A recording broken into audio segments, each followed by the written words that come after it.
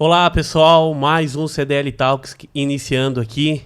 Comigo hoje, do meu ladinho aqui, o Zé Filho. Boa noite, Zé. Na verdade é Zé Valderico. Mas vamos pra frente, né? Zé Valderico conosco e hoje a gente tem uma convidada super especial. Ela que é muito criativa, também é graduada em administração de empresas, é sócia proprietária de uma indústria fantástica que gera bastante fãs em todo o Brasil e no mundo. E também ela é filha, é mãe, é esposa, é também prima, é amiga de muitas pessoas dentro do seu negócio e também dos seus clientes. E ela também é especialista em moda em Milão. E estamos com Juliana Fumagalli Maffesoli. Ela que está representando aqui a Di Valentini, uma indústria de calçado aqui de São João Batista, que vende os seus produtos, a sua criatividade e gera milhões de fãs aí em todo o Brasil e também no mundo. Boa noite, seja bem-vinda ao CDL Talks, Ju. Boa noite, gente. Obrigada pelo convite. Prazer estar aqui com vocês. Trocar um pouquinho de informação aqui. Show de bola. E vamos já iniciando, fazendo uma pergunta muito simples, muito básica, né? Que é como iniciou essa paixão e essa vocação para o calçado, a criação de calçado. Então, eu estava pensando, né, antes de vir para cá, eu falo que assim, a minha profissão, não foi a profissão que eu escolhi inicialmente, né? Foi a profissão que eu acho que Deus escolheu para mim, porque quando eu iniciei, né, a vida profissional, ali, quando eu comecei a faculdade, eu trabalhava numa empresa de calçados, aqui de São João Batista também, e daí o cargo que eu ocupava era da área administrativa, então, né, obviamente eu fui me encaminhando para esse segmento, fiz faculdade de administração de empresas e fui crescendo dentro dessa empresa, né, construindo aí uma historinha. Trabalhei 10 anos nessa empresa e, por fim, o meu último cargo lá dentro era na área comercial, que é a área que tem contato com os clientes, né? Aquela área que você tem a oportunidade de viajar para o campo e entender o que o cliente está precisando, o que o mercado está buscando. E aí, esse momento ele é muito legal, porque quando você entende o que o mercado precisa, você volta para dentro da empresa e quer que as coisas funcionem conforme a necessidade do cliente. Então, eu acabei me envolvendo um pouco com a área de criação, mas assim, muito de longe, né? Só para realmente repassar as informações. Quando eu saí dessa empresa, quando nós saímos, né, eu e o José Filho, que hoje é meu marido e meu sócio, e já era meu marido na época, meu namorado. Quando a gente saiu e a gente construiu a nossa empresa, né, junto com o meu tio, com o tio Osvaldo. Enfim, nós éramos 2 comerciais, o José, diretor comercial da Di Valentini, era diretor comercial nessa outra empresa também, uma pessoa que tem contato com muitos clientes e muita experiência nessa área. Obviamente, a gente teve que se distribuir um pouco. E aí caiu para mim a parte do desenvolvimento, que foi realmente onde eu me encontrei, né, onde é hoje o que eu amo fazer, que é uma profissão desafiadora e, né, que a gente precisa se estudar e se aprimorar diariamente, constantemente, mas que é realmente muito bacana também. É isso. Ju, e como é que foi essa conexão, né, de transitar na área comercial e rodar o Brasil inteiro? E nós temos um país aí continental, né, onde a gente tem culturas muito diferentes de regiões. A gente, se for falar até de cidades, uma para outra, temos algumas diferenças, né? Mas a nível continental de Brasil, a gente tem hoje culturas, e essa cultura mexe muito com a questão também de desejo de consumo, né? Desejo de consumo das pessoas, principalmente a mulher, né? Que o mercado feminino também é um mercado super acrescido, né? Os gostos também se diferenciam muito. E como foi isso, né? Como trazer isso tudo para o mercado hoje de criação? Porque hoje a informação, né, a busca por dados, ela é acessível a todo mundo, né? Mas como pegar toda essa informação de contato com o lojista e com o consumidor do Brasil inteiro e vim aqui para São João Batista, na cidade de hoje, nós estamos com 40 mil habitantes, mas quando eu vim para cá, por exemplo, nós estávamos em torno de 20 mil, a gente deu quase que um boom em 16 anos, o dobro de quantidade de habitantes, uma cidade que está em desenvolvimento. Acredito que na época, quando também trabalhavas nessa empresa, na área comercial, né, talvez o setor também de matéria-prima, de insumos para calçado também não estava como é hoje. Né? Como trazer isso tudo? Como conciliar todas essas informações de desejo com aquilo que aí vem na prática, colocar lá na criatividade e aí o sapato sair pronto, né? Então, eu tô no segmento de calçados, que eu comecei bem novinha, né, gente? Há 20 e poucos anos, assim. E quando eu comecei, realmente, as coisas eram muito, muito diferentes, assim, no nível que não dá nem para mensurar. Para dar um exemplo, assim, quando eu comecei a trabalhar, não obviamente na função que eu terminei nessa empresa, mas era uma empresa que iniciou muito pequena, que fazia, sei lá, 80 pares dia, tinha duas linhas de produtos. Era uma anabelinha e uma rasteira, por exemplo. E as cores eram preto e marrom. Olha só. Hoje em dia a gente tem um mix e uma variedade incalculável, assim, né? Para atender realmente diferentes públicos, né? Diferentes perfis de consumidores, diferentes perfis de consumidores regionais, né? A gente tem um Brasil imenso. Aqui em Santa Catarina mesmo, por cidade já muda, né? O perfil de consumo, né? Dependendo da situação da cidade. Tem cidade que, por exemplo, é tudo calçamento. Não vende muito salto, porque a dificuldade de andar é, né, mais complicada. Enfim, são várias... Tem uma variedade muito grande. Por isso que o mix aumentou muito também, né? Além disso, claro, né? Todo o nosso... essa coisa da necessidade de venda, né? Do fast fashion, dessa moda rápida, a gente está sempre inserindo novos produtos no mercado, novas tendências acontecendo. A gente está sempre tendo que atualizar. E trazer aí para o nosso cliente, para os nossos clientes, né, nesse Brasil todo, diferentes produtos para que atendam mercados realmente diferentes.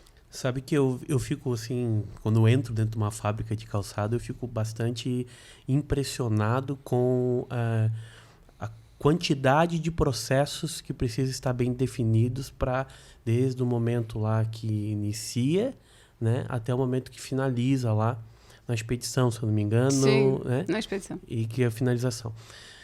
Mas o que eu fico, às vezes, mais indignado, talvez, com a questão até mesmo de entregar o produto final, é mais assim, poxa, como trabalhar a questão de coleção, porque vocês estão sempre lá na frente. Eu não sei qual um ano, acredito eu. Em torno de... Não chega. A confecção trabalha com um ano de antecedência. O sapato a gente tem aí de 6 a 8 meses, mais ou menos, de antecedência de uma coleção para outra. De uma coleção para outra, no momento que você começa a pensar nela, a questão de... Hoje em dia é muito rápido. Antes a gente fazia 2 coleções no ano. Hoje a gente faz de 8 a 9 coleções por ano. Então a gente não tem mais o mesmo time que a gente tinha. Antes tu tinha 6 meses para planejar uma coleção e executar ela e entregar ela. Porque eram 2 no ano, então 6 meses para cada coleção. Sim. Hoje em dia, com 9 coleções por ano, a gente tem... O time é muito acelerado, assim. A gente está sempre... E a assertividade disso? Vocês conseguem ter métrica para poder mensurar isso? Porque antes, quando você tinha um tempo maior de planejamento, você conseguia diminuir os riscos e automaticamente, acredito eu, que a assertividade era maior. Porque você poderia ir corrigindo isso. As opções eram menores, eu te diria. Né, de um modo geral. Hoje em dia, como o cliente tem muitas opções, ele consegue entender o que é melhor para ele com mais facilidade também, né? E as informações, elas estão disponíveis para todo mundo, né? De uma forma bem fácil, assim, né? O acesso está muito fácil à informação, né? Porque hoje em dia a internet revela tudo, né? Os desfiles acabaram de acontecer, as semanas de moda lá fora, e todo mundo tem acesso a todas as fotos, a tudo que aconteceu nos desfiles, né? Então, se a gente tem acesso na indústria, o nosso cliente tem acesso, o nosso consumidor tem acesso. Né? Hoje em dia, às vezes, o consumidor está até mais antenado que o próprio lojista ou que a própria indústria. Ele vai buscar antes que esse produto chegue, sabe? A informação. Aí eu tenho uma pergunta para ti. Tu falou uma parte que eu achei muito interessante em relação com um desfile que acontece, né? A gente vê muito isso também quando a gente vê esses reais, como BBB. A pessoa tá usando uma blusa, no outro dia tá todo mundo vendo aquela blusa. E eu te pergunto, no ramo da moda, principalmente no calçado, existe muita diferença do calçado que faz sucesso lá fora pro calçado que faz sucesso pra mulher brasileira? Ou você acha que é aplicável? Tipo, não, dá certo lá, dá certo aqui, ou tem muita nuance, como o William comentou, né? A gente tá num país muito grande. Então, no Nordeste tem um tipo de mulheres, um tipo de pé, um tipo de clima, e aqui tem outro tipo. Às vezes lá um mais aberto é melhor, mas aqui, dependendo da rede do momento, não é tão bom. Quando você traz assim num ambiente global, Europa, Estados Unidos, pro Brasil, a mulher tem o mesmo gosto por calçado? A moda hoje, ela, como eu falei, assim, ela está muito acessível para todo mundo. Então, acaba que sim, as informações que estão lá fora, elas acabam chegando e muitas acontecem no Brasil. Algumas, em algumas regiões, realmente não acontecem. Tipo assim, tem algumas tendências de moda que não funcionam em determinadas regiões e não importa o quanto ela estoure no restante do Brasil. Mas são casos bem específicos, assim. E claro, né, o Nordeste tende a absorver mais produtos que sejam, né, abertos e com cara de verão. E o Sul, mais produtos que tenham uma conotação de inverno, para trabalhar o frio. Mas a moda, ela é tão interessante que quando chega um determinado momento, por exemplo, bota agora tá super tendência, independente de estação. Então, tá vendendo bota no Nordeste. Não tem frio no Nordeste. Tem região que, né, 30 graus é o frio deles. Então, mas continua vendendo, porque é tendência. Então, sim, funcionam, sim, com algumas adaptações. Tipo assim, a forma do pé europeu, ela é uma forma mais slim, né? Eles têm o pé mais fininho, mais delicado. Quando a gente traz para o Brasil, geralmente a gente dá lá, coloca as nossas medidas, né? A gente tem um pezinho mais forte, então a gente adapta aquela informação, aquele produto para as medidas do nosso pé, da mulher brasileira, né? Que é uma mulher mais... Existe pessoas que são pagas para ir lá fazer o molde de um pé ideal? Hoje, como é que funciona isso? Existem umas medidas padrões. O pé é uma coisa... tipo assim, a gente brinca lá na empresa, né? Que a mulher não veste qualquer roupa, mas acha que qualquer sapato tem que dar nela. E não é, porque os pés são diferentes, né? Nem todo sapato vai ficar bom no meu pé, como nem toda roupa vai ficar boa em mim, né? São momentos, assim, mas existe, sim, um tamanho que é uma média ideal, digamos assim, né? Hoje, a gente... tem um pé de calça lá na empresa, que é a menina que calça todos os nossos sapatos e tal. Isso, a gente já tem. Essa pessoa, tem. como é que é o nome dela? A Thalita. Não, mas como é que é o nome existe É pé de calça, a gente chama. Pé de calça. Pé de calça. Nós temos que criar um nome diferente pra isso, né? Tu não acha? Cinderela, né? Que pezinho de cristal, tem né? que criar um brand legal aí pra gente querer registrar isso em CBO de contabilidade, porque aí, como é que é o nome mesmo? É pé de calça. Pé de calça. Não vai funcionar pra CBO de contabilidade. Qual que é o CBO da pessoa que tu vai registrar aí na carteira da CLT? É que geralmente... pé de calça, né? Vamos criar um. Imagina ela perguntando no médico, né? Profissão, pé de calça. O Zé é especialista em brand, né? Então, eu sempre ela jogo... geralmente não executa só essa função, né? Sim. Porque por mais que hoje o ritmo de lançamento seja acelerado, não tem lançamento pra ficar o dia inteiro fazendo só 8 isso. coleções, mas não tem como botar o dia todinho ali naquele pé. Não né? tem. Mesmo assim. Mas aí, Juliana, eu queria perguntar outra coisa. Na hora que vocês estavam conversando ali, que o William te apresentou, que chamou muito minha atenção, que foi tu comentando que tu passou 10 anos na área administrativa, o que eu acredito que te deu muito repertório para essa tua transição. Mas eu queria entender, tipo assim, como foi para ti essa transição de, tipo, área comercial, eu vejo como é que é, o tipo de sapato a mulher gosta, onde é que vende, o que não vende, para vou começar a desenvolver. Tu acha que essa tua bagagem te facilitou esse processo criativo ou não? Ou tipo assim, acabou me limitando? Ou como foi essa transição? Difícil, né? Eu acho que toda mudança é difícil, né? Não dá pra achar. Hoje eu vejo, assim, né? Olhando pra trás, vendo aquela primeira coleção que saiu, eu tenho pavor, mas faz parte da história, né? Acho que fez parte lá.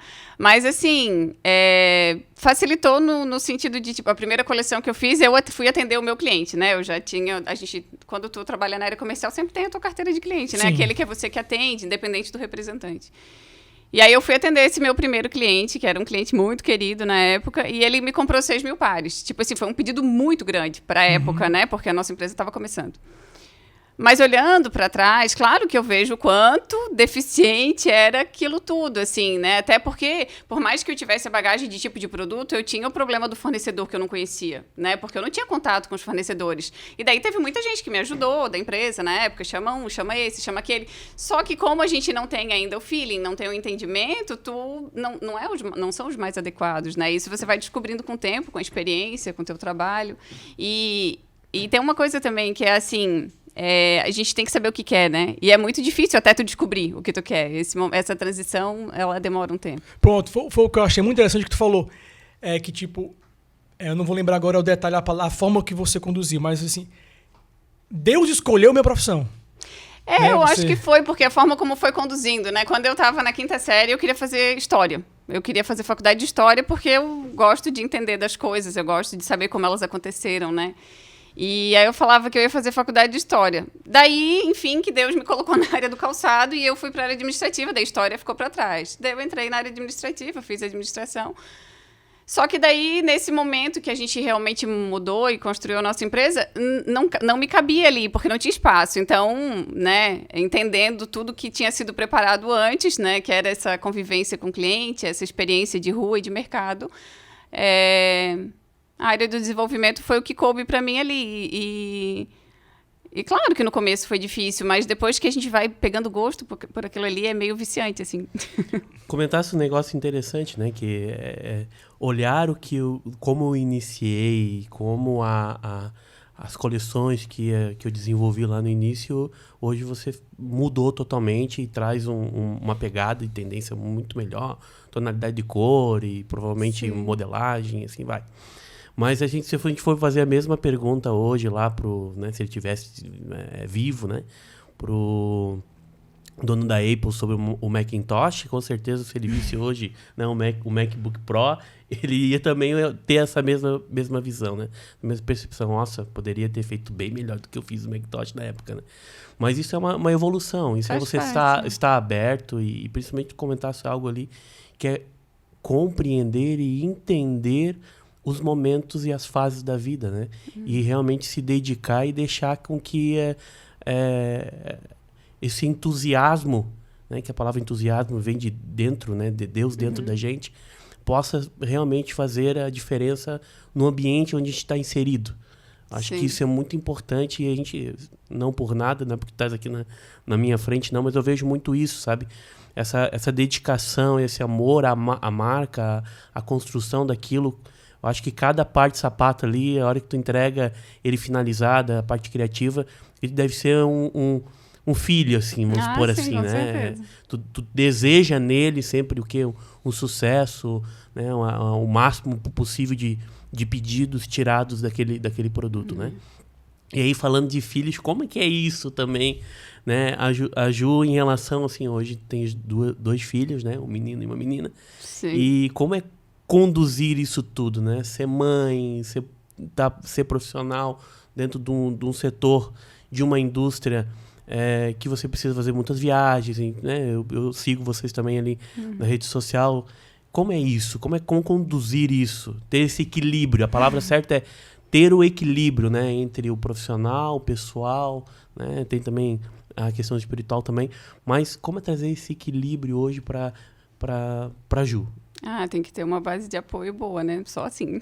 Não tem outra solução, nem outra explicação, na verdade. Porque, assim, eu tenho, né? Hoje eu conto com os meus pais para ficar com eles quando a gente se ausenta, quando eu viajo e tal. E ter essa tranquilidade de saber que eles estão com pessoas que os amam, embora, assim, né? Renda um pouco mais de docinho, um pouco mais de balinha, pirulito, chocolate. Normal. A gente conversa lá em casa, eu e o José, de que é melhor eles comerem um pouco mais de doce do que a gente gostaria de dar, mas terem o emocional e o coraçãozinho feliz no futuro, porque, né, eu acho que hoje o grande desafio de educar é realmente cuidar do emocional, da autoestima e de tudo mais, e saber que eles estão em segurança, né? Então, a base de apoio realmente é o que é mais fundamental, assim, com relação a ter os filhos e, né, separar aquele momento de qualidade quando tá junto, né? Porque eu falo assim que Deus nos prepara, né? Ele nos prepara para sermos profissionais, para sermos pais e para ser mãe. Eu acho que é uma preparação gigante desde o momento que a gente engravida. E é entender que a gente tem que ter os nossos momentos que... Eu acho que se eu fosse uma pessoa que fosse só mãe, que eu fosse só ficar em casa cuidando deles, eles não teriam... eu não conseguiria dar o tempo de qualidade que eles precisam. Eu acho que talvez eu seria uma mãe presente fisicamente, mas não emocionalmente, né? Então, Acho que na nossa condição, né, que a vida nos colocou, dessa loucura de viajar e correr, hoje eles sabem que quando eu tô ali, eu tô com eles, e a gente conversa, a gente brinca, a gente ri. Acho que é melhor assim. É interessante porque é o fato de presentificar realmente, né? Porque muitas vezes você tá de corpo presente, mas não tá emocionalmente ou envolvido, né, com a pessoa, né? E eu te pergunto, quantos anos teus filhos têm hoje? A Valentina tem 9 e o Bento tem 6. E como é que eles encaram a vida de vocês, assim, essa parte do trabalho? Como é que eles entendem isso? Eles são tranquilos. A Valentina teve os momentos dela, assim, de tipo... eles são tranquilos, eles só não... A Valentina reclama um pouco mais das viagens, assim. Da ausência, do medo também. Ah, vai viajar de avião, ela tem um pouquinho de medo. Mas tirando isso, assim, eles são super de boa. Mas eles gostam da empresa, assim, porque eu imagino que brilha muito os olhos de vocês, né? Como empresários, como como design do negócio, né? Então, como é que eles sentem essa energia de vocês, assim, em relação à empresa? Acho que são personalidades, né? Cada um tem a sua. O Bento, mais pela empresa. Ontem lá em casa ele pegou todos os meus sapatos lá do coisa e montou uma loja de sapato lá embaixo. Tá lá montada ainda aqueles pra Márcia, que trabalha com a gente, que não era pra desmanchar a loja dele. Aí ele disse, Juliana, eu não posso tirar teu sapato daí porque é a loja do Bento e tá montada. Então ele gosta mais do negócio da empresa. E ele tem uma preocupação com o negócio da profissão. Eu acho que ele nos vê tão envolvidos que ele sempre pensa, ele sempre fala, eu vou ser isso, eu vou ser aquilo, eu vou ser aquilo outro, até que essa semana ele já achou milhões de profissões, mas essa semana ele disse, mamãe, eu posso não ser nada. Porque, tipo assim, até agora nenhuma das que eu pensei realmente deu certo. Mas, enfim, ele é mais envolvido com a empresa. A Valentina é mais artística, assim. Ela gosta de pintar, gosta de outras coisas. Assim, a empresa não despertou para ela ainda, mas eles vão ser livres para escolher o que realmente os façam felizes, com certeza. Né? Mas o que me chama a atenção também na sua carreira é que, né, quando você entrou para a área administrativa, você foi lá buscar a questão do conhecimento numa faculdade de administração de empresa. Quando o mercado, né, a questão da tomada de decisão de montar o seu próprio negócio fez com que você fosse para a área criativa, da parte de design ali e tal, tu fosse buscar uma graduação também, uma especialização focada na área que você foi inserida. E como foi isso, né? E principalmente foi fora do país, como foi essa experiência? Que provavelmente devia ter sido talvez a primeira vez que você foi para fora. E como é que foi isso? É uma experiência muito enriquecedora, assim, né? Viajar foi a minha primeira viagem, realmente, para fora do país. A gente fez um curso no Politécnico de Milano lá, para entender um pouquinho de como funcionava. Na época que eu fiz, o fast fashion estava estourando, assim, então foi um curso bem voltado para entender o quanto a moda estava evoluindo rápido. Nessa viagem, a gente também visitou o grupo Inditex, na Espanha, que é o grupo que detém a Zara, né? Zara Home, enfim, eles têm 7 marcas. E foi realmente uma viagem muito, muito enriquecedora, um curso bem bacana. Mas, assim, para trabalhar no segmento de moda hoje, né, da forma como ele acontece, o estudo ele é constante. A gente não tem folga, não tem descanso, a gente está sempre estudando. Não tem pausas, né? Claro que os cursos eles são legais, eles são importantes, né? Eles são importantes para te dar o embasamento teórico, para você entender aonde você pode buscar as coisas também, as informações. Mas a gente não tem descanso com relação ao estudo, porque a cada coleção que a gente apresenta é como fazer um vestibular, né? Você está ali treinando, se esforçando, vai apresentar um trabalho que precisa ser agradado pelo público, que precisa ser aprovado. Então, a gente, antes, né, a cada 6 meses era um vestibular, agora a gente tem 9 coleções aí, então imagino que mais ou menos a cada 2 meses, né, em alguns momentos menos. Aí, deixa eu te perguntar outra coisa nesse ponto que tu falou, em relação a uma moda. A gente sempre escutou aquela frase que diz a moda dita a tendência. Mas dentro do universo que tu teve contato com muito cliente, com a parte comercial, a moda dita a tendência ou, na realidade, o cliente, junto com o lojista, está trazendo essa tendência para vocês? No sentido de, tipo, vocês estão muito mais realizando o desejo do cliente ou vocês estão realmente trazendo algo novo para eles? Ou tem uma mistura disso? Tem uma mistura, mas hoje houve uma transformação muito grande. Antes, a indústria da moda trazia as tendências e o consumidor absorvia. Mas isso meio que virou, assim. Hoje, o consumidor diz o que ele quer e a moda se adapta, sabe? O segmento e a indústria se adapta, né? Até porque, por conta das redes sociais, né? O TikTok, da vida, nova geração que sabe o que quer. Eles sabem o que eles querem. E acaba que muitas das tendências de moda surgem lá nas redes sociais e as grandes indústrias olhando para esse público jovem, porque hoje, o que as grandes marcas têm feito, né? Elas têm tentado conversar com esse público, porque o público delas está morrendo. Né? A geração passou, Principalmente as grandes marcas que, né, que já estão no mercado aí há muitos anos, o público delas está morrendo. Então, elas precisam conversar, né, e trazer uma linguagem mais jovem para esse novo consumidor, que é o que vai poder consumir a marca mais na frente. Então, elas estão de olho no que eles estão trazendo, né, de tendência de moda, de dancinha, de seja lá o que for, o que é que está acontecendo ali, que elas realmente precisam se espelhar. Então, hoje é uma troca muito grande, né? O consumidor, ele está muito certo do que ele quer. O jovem é muito antenado, ele sabe o que quer, e aí a marca está indo buscar informação nele. Muito bom. Isso mostra a importância de você estar flexível, né, e atento às mudanças de mercado, né? E são muito rápidas, nossa. E principalmente, né, eu até tocando nesse assunto de mudança, de adaptação, como é que foi a mudança da Di Valentini, principalmente da Juliana, por ser hoje o roster, a cara da marca em relação ao digital, na pandemia. Porque eu percebi que, né, não só a Di Valentini, mas vários negócios tiveram que mudar totalmente a sua forma de conduzir as redes sociais. Vocês já tinham uma relevância, já tinha bastante conteúdo que mostrava o brand de vocês. Vocês têm uns logos muito interessantes, depois traz pra gente esses logos também. Contar um pouquinho da história de como surgiu esses logos de vocês também. Mas eu percebi que vocês começaram a fazer lives não só com os seus clientes, que são os lojistas, mas com o consumidor também, e também com os representantes. Percebi que vocês fizeram um investimento muito forte em marketing, né, e não olharam o marketing como custo, que é o que hoje a gente, provavelmente vou falar para o varejo, a gente encontra uma grande dificuldade hoje no varejo de fazer com que eles entendam que o marketing ele não é custo, mas sim um investimento. Né? E como é que foi isso?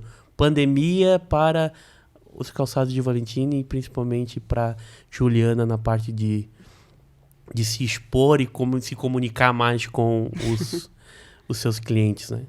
Então, com relação ao marketing, sempre foi o José, que um dia, quem sabe, vocês convençam ele a trazer aqui, que tem uma bagagem muito grande, que vai poder falar muito sobre isso. Ele sempre viu o marketing como uma ferramenta muito importante para a venda. Muito importante, eu diria fundamental, né? E quem não conhece ele, né, ou se conhece, ele é uma pessoa que construiu a vida profissional dele no Pará, né, e a marca que ele representava lá, ele sempre fez ações de marketing muito pontuais e inteligentes, porque quando você tem muita verba para fazer, o marketing ele é maravilhoso, fácil, né? Tu consegue aplicar em muitas coisas. Quando a verba é curta, a gente tem que usar inteligência, né? Usar o marketing de forma bem inteligente. E ele sempre trouxe isso para ele. Ele sempre entendeu que era fundamental para que ele realmente conseguisse alcançar os números que ele precisava. E isso veio, né, como bagagem para a Di Valentini. Então, obviamente, a gente sempre viu o marketing como uma ferramenta importante para construir, né, para chegar onde a gente planeja chegar, né? Então, nesse quesito, a gente sempre trabalhou para isso. Com relação a expor, na exposição, a pandemia, ela realmente foi uma coisa que foi uma questão de necessidade, tanto para a gente quanto para muitas empresas, eu acredito, né? E meio desesperador, assim, né? A gente viveu aqueles momentos em que não tinha um pedido, não chegava nada na empresa, não tinha... A gente estava com aquele monte de funcionário, não queria demitir, porque, né, nós somos uma empresa familiar, tu tem carinho pelas pessoas que trabalham ali, e, querendo ou não, tudo muito assustador também, né? A gente não sabia até onde ia, enfim... E daí chega um momento que é meio desesperador, porque tu não sabe o que fazer, e meio que a gente se sente amarrado, assim. Então, quando começou a sinalizar, a gente começou numa brincadeira assim de, vamos chamar um cliente, a gente faz uma apresentação para ele, só para ele. E daí a gente montou o nosso showroom, organizou a coleção toda. Mesmo que ele não compre, mas pelo menos a gente troca, a gente conversa, né? Já gera um movimento. E daí a gente começou assim, a gente deve ter atendido, sei lá, uns 20 clientes assim, sozinho. Só o cliente lá do outro lado da telinha e a gente fazia a apresentação lá no nosso showroom. Aí até que um dia eu falei, gente, vamos fazer um ao vivo. Não, é um ao vivo, né? Natan tava, que a gente fez no YouTube. O Zé quase surtou, porque como vocês sabem, né? Ele dizia, não vamos fazer. E eu, para quem me conheceu lá de anos atrás e quem me conhece ainda, eu sou muito tímida. Mas assim, muito no nível hard, bicho do mato, de andar assim, com a cabeça no meio dos ombros, porque não queria aparecer. E isso realmente foi bem desafiador. Eu acho que só a necessidade mesmo faz com que você se exponha desse jeito. E esses dias eu estava conversando com o Natan até. Cara, se eu conseguir me expor, qualquer um consegue. Qualquer um. Porque realmente era uma coisa muito difícil para mim. Muito, muito. Daquele tipo assim, que eu não queria fazer festa de 15 anos quando eu era adolescente, porque eu não queria ser o centro das atenções. Né? Nunca quis ser o centro de nada. Mas no caso da de Valentine foi realmente a necessidade, assim. Então, daí foi acontecendo, né? Daí a gente fez a primeira live, foi terrível, saí pulando assim, ó, quando eu terminei de falar, de tão nervosa. E aí depois a gente foi evoluindo isso e hoje tá uma coisa legal, assim, virou uma troca muito grande. Eu acho que foi um dos grandes benefícios da pandemia, né? Se é que teve outro. Mas esse foi porque a gente conseguiu se aproximar do nosso cliente de uma forma mais... Ficou fácil, né? Porque, querendo ou não, hoje, como indústria, né? A gente, aqui no Sul, a maior parte dos nossos clientes no Norte e Nordeste, né? A gente também tem clientes em Santa Catarina, mas, enfim, né? Os clientes estão fisicamente longe. E esse negócio das lives nos aproximou muito, assim. Então, foi uma das coisas bacanas. E o interessante é que partiu de ti, mesmo com toda essa timidez. Foi o desespero. Fazer essa live. Pensa no desespero. Mas isso mostra muito amor pela empresa, né? Isso mostra, tipo assim, que a empresa ela não era só um business, ela era realmente uma motivação de vida, né? Porque para você se expor, assim, cara, me sujeito a passar por isso, é porque aquilo tem muita relevância para você, né? Certamente. Você estava preocupado não só com você ou só com a sua família, mas tipo, poxa, eu preciso me aproximar do meu cliente, mas eu tenho famílias que dependem de mim, né? Então eu acho que é um sentimento que envolve muito, como você falou, a gente é uma grande família, então às vezes não tem um pedido, não quero demitir ninguém, então isso deu uma energia, né? Uma coragem que muitas vezes a gente não sabe onde vem, né? É o que precisa. É Deus, né? Como eu falei, ele prepara a gente, de alguma forma. Com certeza as crises e os momentos difíceis que a gente passa, tanto na vida pessoal como nos negócios, extraem da gente aquilo que muitas vezes estava lá guardado e escondido. E aí vem a luz, vem a revelação de um bem maior, né? Então, com certeza hoje, né, essa parte introvertida, né, que a Juliana tinha... Não, eu ainda tenho, tá, gente? Não tem. Já foi. E eu vou falar pra você que o William também era assim. Eu era aquele guri que ia pra faculdade, ou ia pra... Até na faculdade foi assim, mas ia pra escola e ficava segurando cartaz e tremendo e torcendo pra ninguém perguntar. E algo que acontecia muito era o seguinte: eu lia, decorava o que precisava ser falado e chegava no momento de falar, não falava. Não conseguia, travava, percebia o tremor que havia na voz do nervosismo e do medo, né? Eu acho que o medo trava muito as pessoas e principalmente, eu volto de novo a falar, a questão de confiança em si mesmo. É a coisa mais difícil que existe, assim. A nossa cabeça trabalha muito contra a gente. Contra. E parece até que é aquela briga entre o bem e o mal, né? E com certeza, assim, se houve alguma coisa positiva, né, na pandemia, foi isso. Foi o despertar, foi o ressurgir, né, de muitos negócios, né, porque eu sempre falo assim para algumas pessoas que existe uma questão muito emocional do brasileiro, do empreendedor brasileiro no negócio. Isso é muito bom, isso nos diferencia também, né? Mas o racional, ele precisa também andar junto, precisa ter um equilíbrio. E muitas vezes o meu racional me bloqueia, não me deixa tomar decisões necessárias. Por exemplo, por que eu não fiz isso antes da pandemia? Por que eu já não fui para redes sociais antes? Porque o meu racional não deixava, porque não tinha nada emotivo que me forçasse a ir. Sim. Aí quando você pega uma situação dessa, que não chega pedido, que você precisa... O caixa começa, eu digo que é derreter, né? Porque as despesas não param, principalmente Não, as fixas, sim. né? E aí você começa a ter um momento desesperador no negócio, aí você começa a utilizar a emoção positiva, que é o seguinte, não posso deixar o negócio morrer, eu não posso demitir todo mundo, Sim. né? Então, o que essas pessoas vão fazer se não tiver um negócio? E aí vem a parte racional seguinte, que é o que, opa, vou botar a cara a tapa e vamos ver o que vai dar, né? Feito é melhor do que perfeito. Já tem essa máxima aí que o Zé sempre traz pra gente também aí nos off, né? Então, isso fez muitos negócios nascerem. Sim. Eu estive num evento recentemente, agora, final de semana, e na fila lá, a menina falou, de onde que vocês são? Percebeu o sotaque um pouco puxadinho, né?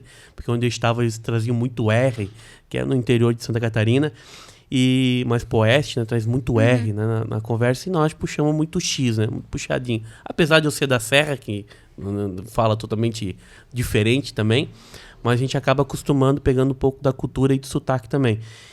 E aí, a pessoa, conversando com ela, falou, o que você faz? Trabalha com o quê? Eu digo, eu tenho uma empresa, eu abri uma empresa na pandemia de treinamento para o TikTok. Digo, olha que interessante, que bacana. Tá, mas como é que surgiu isso? Não, eu trabalhava numa agência de marketing, todo mundo começou a cancelar contratos, né? Da certa agência, né, tinha um perfil um pouco diferente, né? E aí houve alguns cancelamentos.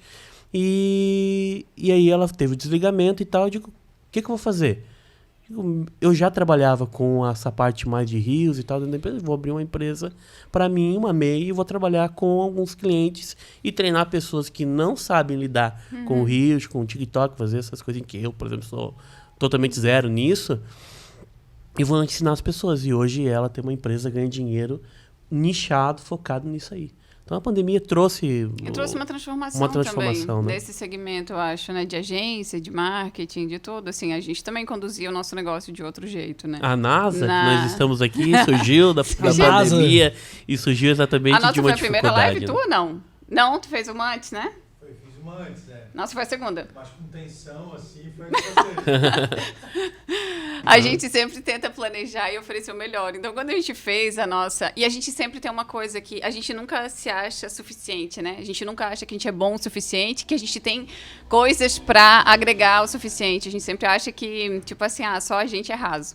E aí, que quando a gente fez a nossa live, a nossa primeira live, a gente ficou pensando, cara, a gente precisa chamar alguém para nos auxiliar. A gente precisa que alguém vá lá nos contar alguma coisa que realmente agregue para o cliente. E hoje até a gente mudou um pouco essa nossa visão, assim, não visão, né? Sempre tem pessoas que são bacanas, que é legal ouvir, mas o cliente que quer... ele quer nos ouvir, ele quer ouvir o José, ele quer ouvir as pessoas da empresa, porque ele está ali na nossa empresa, né? Se ele quiser ouvir outra pessoa, ele vai em outra empresa. Ele vai conversar com outras pessoas. Mas, enfim, a gente trouxe o Rufino, que foi muito legal, que realmente era um momento, assim, que a gente estava começando a sair um pouquinho, né, daquilo, o comércio estava começando a abrir, e o Rufino é uma pessoa super otimista, né, que enxerga sempre o copo meio cheio.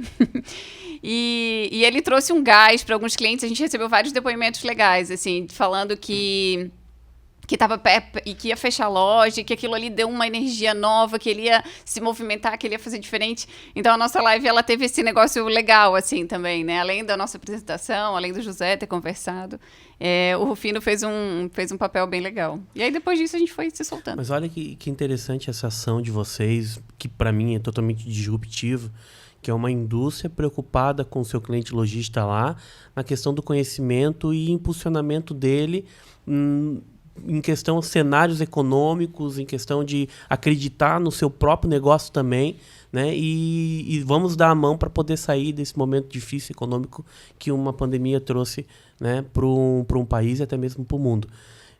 Isso realmente é estar preocupado com o seu cliente, né? Está preocupado lá com aquele mantenedor da indústria, sim, né? Sim. Que, pelo menos eu te conheço alguma que tenha feito igual ou parecido, né? no meu métier, assim, por exemplo. Assim, né? Então, não, foi uma live muito, muito bacana, assim. E a gente... É uma cultura...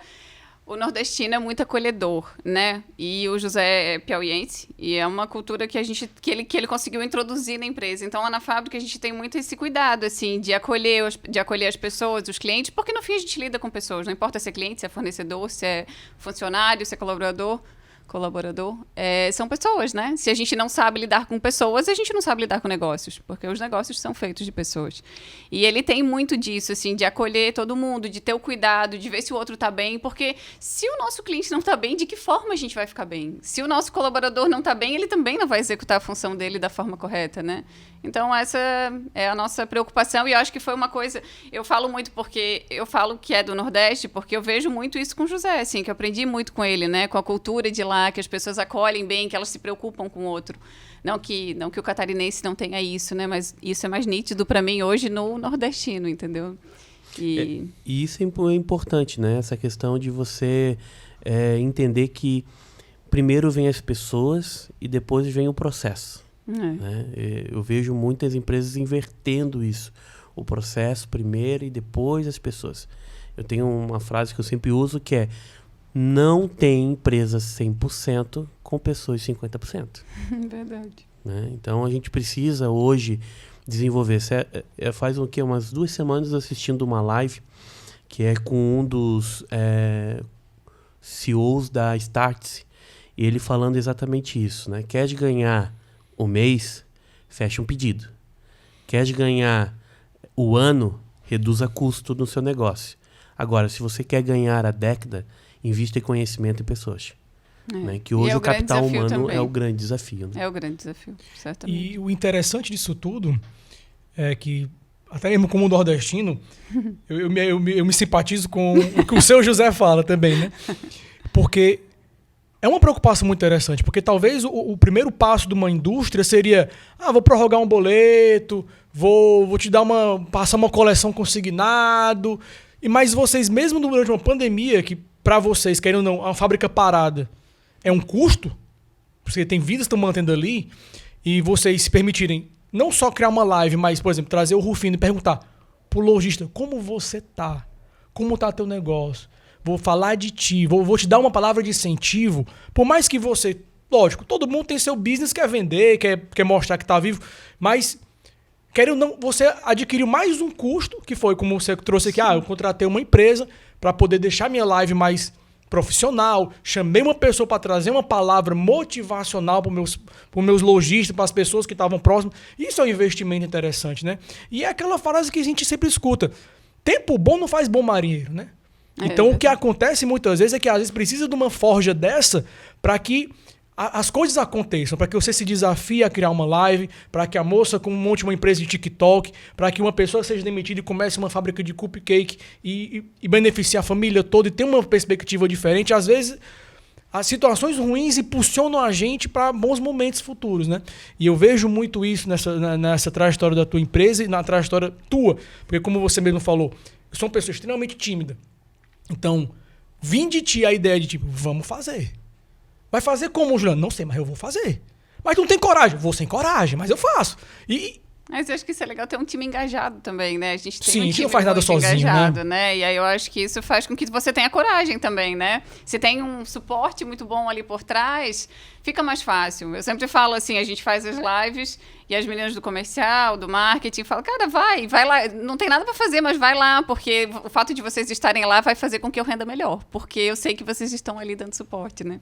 E é bom que você vê a equipe envolvida, né? Quando a equipe vem e participa, enxerga isso como uma oportunidade de crescer e de estimular a empresa, isso é muito bom. Porque você nota realmente quem está com você ali. Porque é muito bom você estar num momento bom da sua vida e tá todo mundo ali com você, mas quando vem uma pandemia, quando vem uma situação, você é empresário, seu marido é empresário. Acredito eu que com um bom planejamento financeiro você poderia dizer: não deu certo, pandemia, fecha aqui, tenho em casa, tenho um caixa aí para passar 6 meses, 1 ano, e eu vou viver minha vida. Mas não, poxa, eu tenho pessoas que dependem de mim, tem outras vidas que dependem de mim. Isso aqui é um sonho, então o sonho não morre na primeira dificuldade. Jamais. Ou talvez não seja a primeira, mas numa dificuldade tão grande como essa, que não atingiu só o teu negócio, mas atingiu o mundo, né? Isso é muito interessante ver essa ousadia, né, de construir. E é como o William falou, que eu queria que tu desenvolvesse um pouco o fato do slogan da tua empresa, né?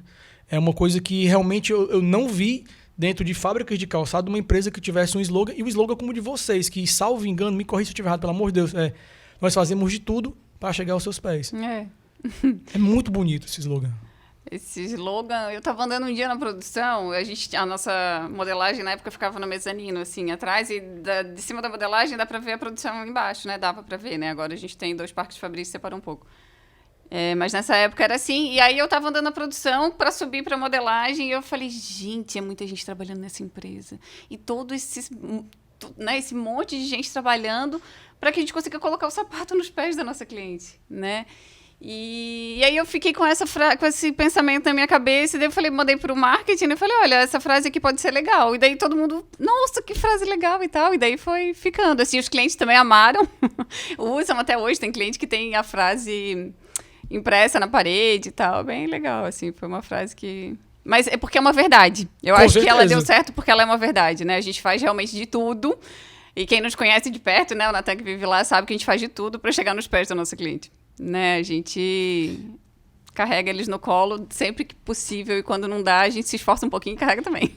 Eu acho que é importante a gente aproveitar a tua vinda aqui, Ju, e fazer uma pergunta muito interessante, que hoje é um dos maiores desafios da perpetualidade dos negócios, que é, primeiro, saber lidar numa família, numa empresa familiar, como lidar com as diversidades que acontecem, né, muitas das vezes no negócio, né, e não trazer isso para dentro do lar, ou até mesmo dentro das relações familiares, porque eu já participei, já convivi, já fui colaborador de empresas familiares, e a gente via nitidamente que muitas vezes aquilo que acontecia em casa, as diferenças que tinham, levavam para o negócio, e muitas vezes do negócio levavam para casa.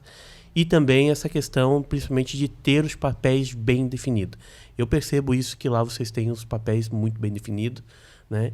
E principalmente a questão do planejamento futuro referente ao negócio, né? Então, como linkar essa questão de futuro do negócio, como os filhos vão ser... Não sei se você já pensa nisso, né? Como os filhos dos sócios vão ser inseridos, os filhos, né, de outros membros da família vão estar inseridos dentro do negócio. Que esse é um dos grandes desafios de gestão também, né? De empresas familiares, né? Com relação às relações, né, de uma empresa familiar, eu acho que primeiro, antes de mais nada, o respeito, né? E se colocar no lugar do outro sempre, que é uma coisa que a gente tem cuidado. Assim, a gente não tem muitos problemas de casa para empresa. Geralmente, em casa, a gente é bem organizadinho, assim. O nosso problema maior é da empresa para casa. Mas já foi pior. Hoje em dia, a gente consegue organizar isso mais fácil. Mas é inevitável, né? Eu sempre falava, assim, que, cara, as pessoas brigam no trabalho e vão para casa, e tem o colo do marido. E eu, se eu brigo no trabalho, eu chego em casa e eu continuo brigada. O marido tá lá, que não tem colo, é complicado. Mas hoje em dia a gente tem isso mais organizado. Também é uma questão de confiança, né? O José, por ser comercial, como eu era há tempos atrás, e a experiência dele, né, é muito maior que a minha. Ele tem um entendimento de mercado também muito afinado, maior, né? e refinado. Então, a gente tinha algumas divergências com relação ao lançamento de produto, a time. E hoje, claro, né, como eu falei, o nosso grande exercício é não deixar de ouvir. É entender que a gente não é dono da verdade, que o cliente que está lá na rua sabe muito mais, que está lá na ponta, né, ouvindo o que o consumidor pede, ele sabe muito mais do que você que está estudando, né, o que vai vir pela frente. Ele sabe o que ele precisa ali agora, aqui e agora. É mais assertivo o que ele pede, é mais certo. Então, assim, não deixar de ouvir, mas é claro que o meu foco é sempre trazer o novo, sempre trazer o diferente. E esse novo, ele é sempre problemático, né? Porque o que o consumidor está querendo não é aquilo que você está apresentando ainda. E aí, eu e o José, a gente tinha um pouco disso, assim. Só que com o tempo, a gente vai adquirindo confiança, né? Tu vai acertando uma, acerta duas, acerta três. E aí, o José diz assim, não, mas isso aqui não vende. Eu falei, não, mas me deixa eu colocar esse. Eu vou colocar o que tu quer, mas deixa eu colocar esse produto também. Lá na frente a gente vê. E assim tu vai acertando. Então, hoje ele é um pouco mais tranquilo, assim. Ele aceita mais fácil. É legal falar isso, né? Interessante esse teu ponto. Porque a gente lembra da frase do Henry Ford, né? Se eu pedisse para meus clientes, se eu perguntasse aos meus clientes o que eles queriam, eles diriam cavalos mais rápidos. Então, tipo, nunca daria tempo para você construir algo novo. Exatamente. Então, eu acho interessante. Não, eu vou fazer esse do teu jeito, mas deixa esse sair do meu e depois a gente vai e analisa. Se, tipo, se deu rock, se não deu, se funcionou, se não funcionou, por que não funcionou. E esse papel que é muito importante, que é ouvir, né? Ouvir o teu cliente. Como ele falou, ele tá lá na ponta, ele sabe o que o pessoal tá pedindo, o que tá querendo. E a gente não deixar de ouvir. Porque, querendo ou não, a gente que é criativo, às vezes, não, ele não entendeu aqui. A mentalidade dele não acompanhou a minha magnitude de relacionamento. Mas, às vezes, você tipo assim, tem que descer do altar, do patamar e dizer assim, qual foi o problema? É porque o solado é muito duro. Beleza, já entendi qual é o problema. Procuraria um solado mais macio numa próxima vez. Mas ter essa escutativa, né, é importantíssimo. E é um exercício, né? Porque a gente... É difícil. É difícil. E às vezes a gente se perde um pouco. Hoje ainda, vou falar, em alguns momentos tu esquece um pouquinho daquilo ali, sabe? Por um segundo, né? Porque logo já me puxa as pernas e eu já volto pro lugar. Mas às vezes em alguns segundos você esquece daquele dever de casa que é necessário, sabe? Mas é bom, por isso que é bom a gente ter alguém, né, ativo ali na área comercial, como é o caso do José, para te dizer, olha, não esquece aqui. Isso aqui é importante, tu pode fazer o que tu precisa, né? O que tu tá vendo que é novo, que é diferente, mas a gente não pode esquecer a nossa base. Eu acho que é isso, assim, é por isso que funciona, né? Entender, respeitar, ouvir. O equilíbrio. O equilíbrio. O equilíbrio, né? E um ponto ali é sempre ter essa percepção de existe um princípio, existe uma base, e quando a gente necessita, a gente tem para onde recorrer, né? Acho que a missão, a visão e os valores do negócio, ele serve para isso. Sim. Ele serve para um momento de bifurcação, uma tomada de decisão muito difícil, você olhar para ele e dizer, poxa, mas o meu propósito é para ir para a esquerda ou o meu propósito é para ir para a direita, né? Na tomada de decisão. Juliana, nós estamos chegando ao final. A gente sempre pede para que os nossos convidados deixem uma mensagem, né, positiva aí para os nossos seguidores aí no CDL Talks, e a gente sempre também deixa uma lembrança para os nossos participantes, uma caneca, para quando você tomar o seu café, você lembrar da gente, lembrar desse papo aí importantíssimo para os empresários, aquele que deseja empreender, aquele que está iniciando agora sua carreira profissional também, entendendo que tudo é um tempo e fases, né? E a gente precisa se dedicar e colocar a paixão, colocar aqui o seu Deus interior dentro do negócio, né? Dentro daquilo que você se propõe a fazer. E os microfones ficam à disposição para tu deixar a mensagem para os nossos seguidores. Pois bem.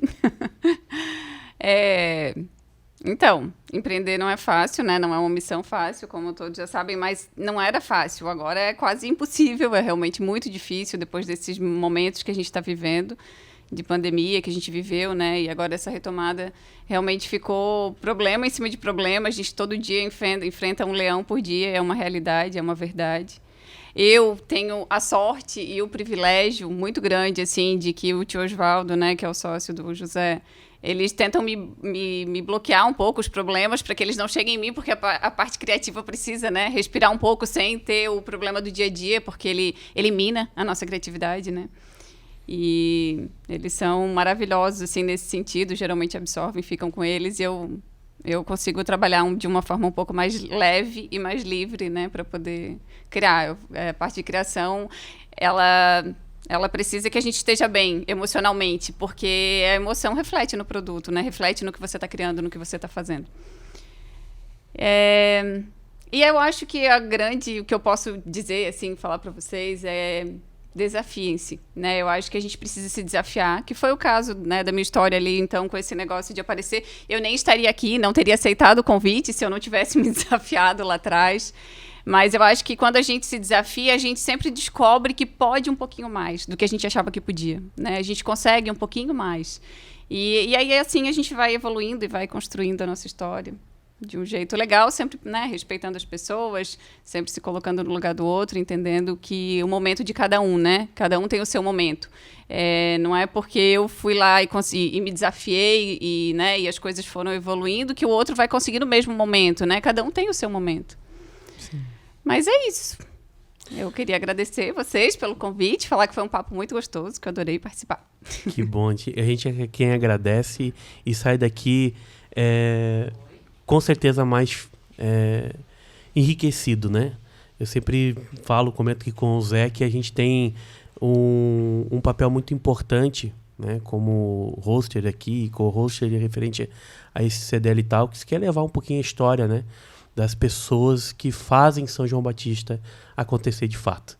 E com certeza a Ju, o Zé, né, o Oswaldo lá também, como sócio da empresa, fazem São João Batista acontecer. E quero aqui deixar aqui um convite especial para o Zé participar conosco aqui do CDL Talks também, para contar um pouquinho da história dele de vida, que eu conheço também pouquinhos, e o pouco que eu conheço com certeza vai poder agregar muito às pessoas que estão aí nos seguindo e com certeza vão ver o CDL Talks aí por muito tempo. Zé, mais uma vez, muito obrigado. Valeu, tamo junto. Obrigado, Juliana, também por compartilhar conosco, por esse desafio de botar a cara e por fazer o que você está fazendo, esse trabalho belíssimo. Parabéns. E, mais uma vez, muito obrigado a todos vocês que nos prestigiaram com sua presença. Não esquece de curtir, de marcar a CDL também aí com o sininho, tá? Para que vocês possam receber sempre o CDL Talks quando ele for pro ar. E principalmente compartilha aí com os teus amigos para que a gente possa espalhar ainda mais esse movimento que é levar o conhecimento e principalmente fazer com que São João Batista possa chegar aí a toda a nossa comunidade aqui e também ao mundo. Obrigado. Valeu. E até logo.